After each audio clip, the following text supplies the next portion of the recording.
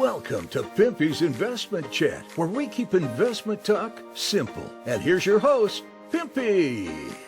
What is going on out there, peeps? All right, so people are asking about the Vietnam Dong. You got to remember that although Vietnam is holding on for dear life, so their economy is not bad, but the interest rates over here in the United States, every time we raise the interest rate, it affects their currency over there. And they're barely hanging on by shoestring right now. If that's the case, then what they need to do to stay afloat is they start using their reserve currencies. They did that before. They dang near depleted them, and then they were able to build it back up. But now we have the Fed talking about hiking interest rates 2, possibly 3 more times between now and the end of the year. This is going to be really bad for Vietnam. Their currency started to strengthen. I think it was sometimes in 2020 or 2022, somewhere in there. It started to gain in value, and it was going like a bat out of hell. And then all of a sudden, here we are. Interest rates going up. It's killing Vietnam over there, but it also affects their economy, and in return affects the way they do business with trade. Other countries are being affected as well. So let's see how they are doing. Before we get started, do me a favor and hit the thumbs up button. And if you're not a subscriber, please do so, because when you do, it helps out the channel, and I certainly do appreciate it. If you're thinking about buying gold, silver, or any other precious metals, head on over to our friends at Money Metals Exchange. The link is down below in the description, or just type in www.moneymetals.com/Pimpy. If you make a purchase when you follow that link, you will automatically be entered for a chance to win 10 free silver ounces. So get started today, and hopefully your stack will start to look like this real soon.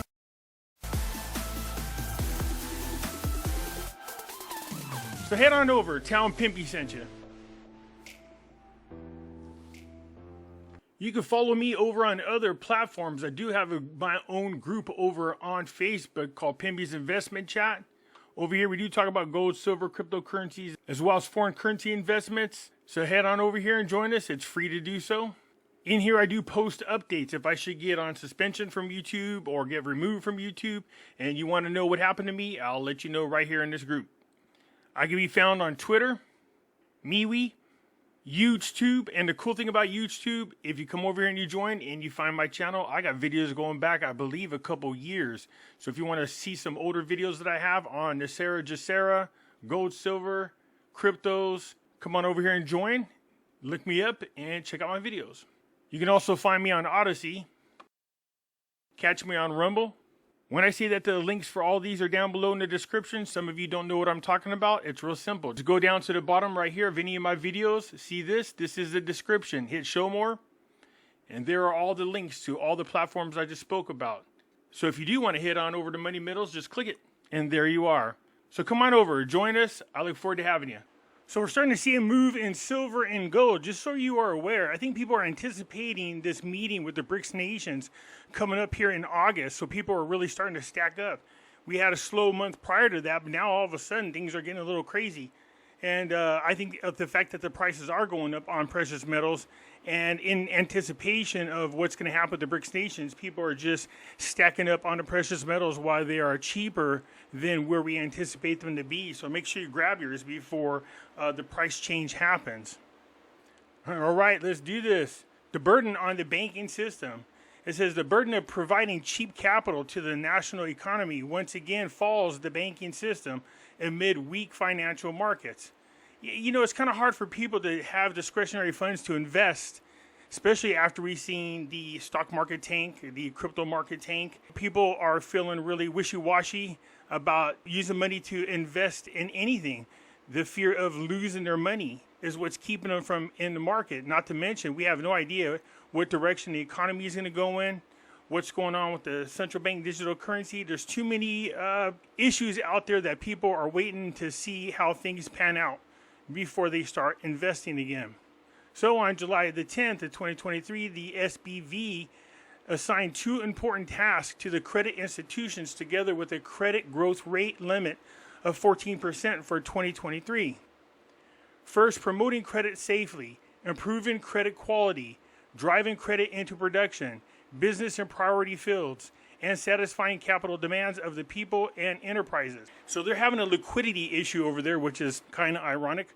And what we're starting to see is institutions are starting to clamp down on who they give loans to. They're a lot more stricter. They want to make sure that they have quality customers that they lend to. So a lot of people are falling to the wayside. Because of that, there's not a lot of opportunity for growth in the economy.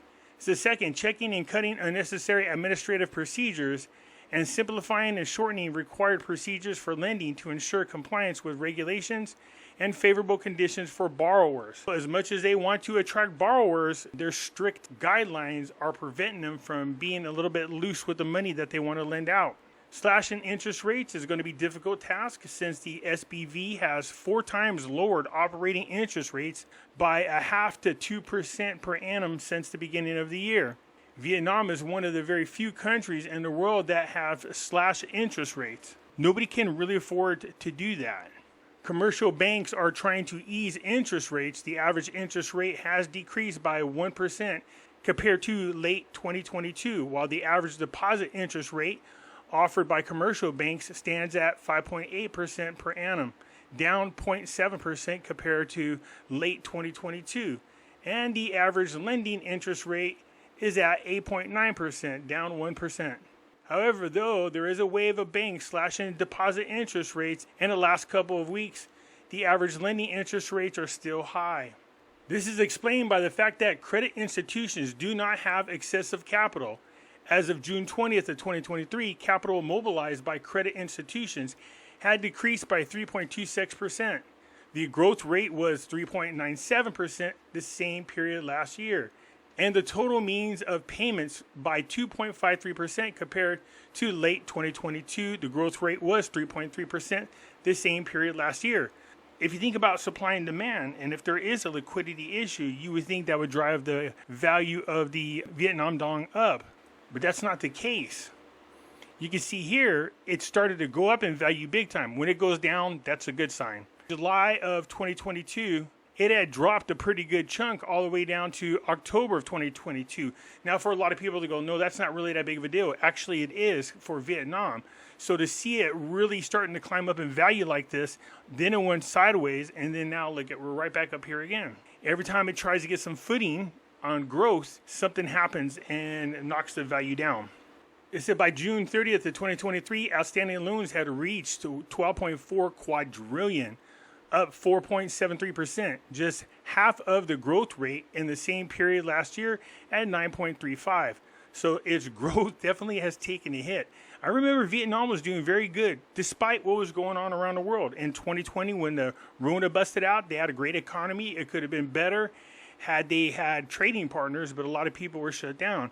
2021, the RONA did affect them slightly, but they had a strong second half of the year, so much so that we started to see an increase in the value of the Vietnam dong. 2022, it was still doing very good. By 2023, it's just barely hanging off. Thus, the credit growth rate of the national economy is unusually low. On one hand, credit institutions can only lend 80% of the capital they have mobilized. And on the other hand, the enterprise's capability of absorbing capital of the economy remains weak. Yeah, if nobody's doing business, it makes it a little hard to absorb the capital. Analysts all agree that cutting lending interest rates will still be challenging as the business performance of enterprises is getting worse.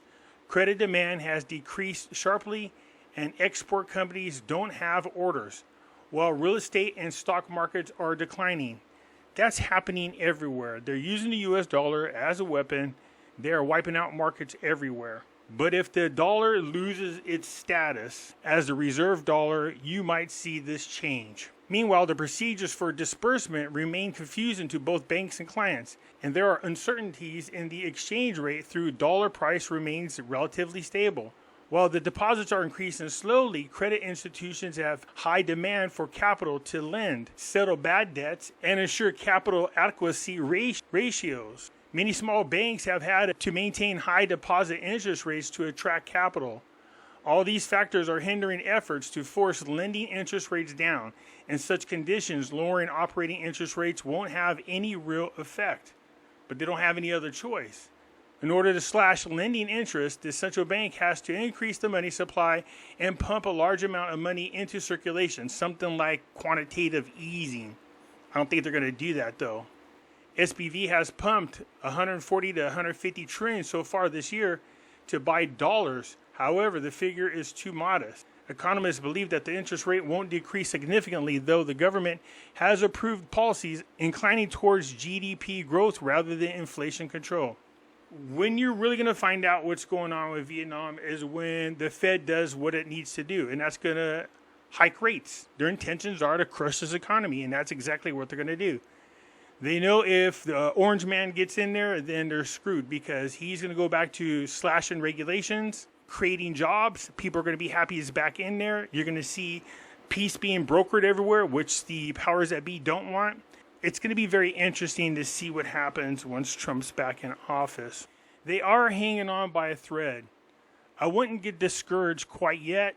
The fact that they even held on this long is interesting. But when they hike the rates, we're really going to have to pay attention to what happens over there in Vietnam as well as the surrounding Asian countries to see what happens to their currencies. It's kind of hard to open up for business when people can't afford to buy your business or use your business. Anyways, that's it for now. Let me know what you think. I look forward to hearing from you. I'm out.